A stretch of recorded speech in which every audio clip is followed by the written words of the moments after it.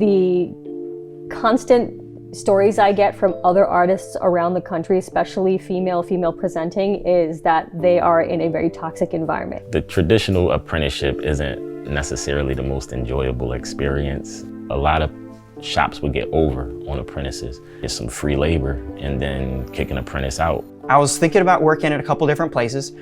There was one person I thought about apprenticing with, but I ended up looking up and I found out they had a whole bunch of people reporting them online because it was an entire scam system. And I was like, that is horrifying. And so I spent a whole year after that just looking for at other places, talking to other artists, trying to figure out the safest and most efficient way to become a tattooer. As I was researching, Ink Different came up. And it was very different from what I had seen so far. I was like, okay, this is set up like a college class. I know I can trust it. It has a system, it's got structure. There was an actual curriculum, a program focused on making you a tattoo artist, a better artist. And there were a bunch of other people doing it, so it's not just me. And there was no need to abuse anybody, you know what I mean? So I was like, all right, I trust this. And the guaranteed employment afterward, which was really extremely promising. So it was really nice to know that after all of that was said and done, I wasn't going to then just get thrown out into the world.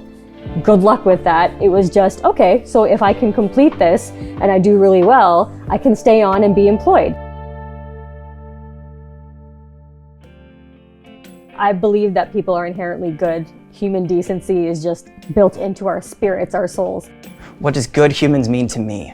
Good humans means someone who definitely cares for others in a sense where they care about the person and their space and their thoughts, opinions, you know, treat people how I would want to be treated, you know? I started tattooing during COVID time, so you remember COVID, you couldn't even work, but I was definitely still working and just an essential worker. I knew I didn't want to go down that career path, so when I found out tattoos, I was like, oh, it was giving me hope, you know, it was giving me light. It's like, oh, there might be light at the end of the tunnel. I might have a career in something that I enjoy.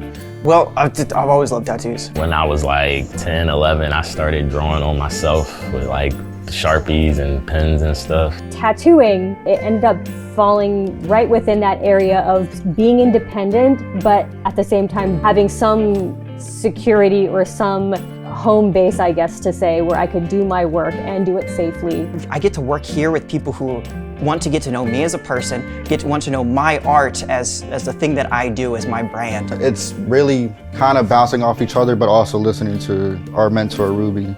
You know, just like she wants us to do our best, you know, and wants us to have a fruitful career. And that's super exciting and wonderful, and I feel so blessed to be able to do that. It's a great place to work.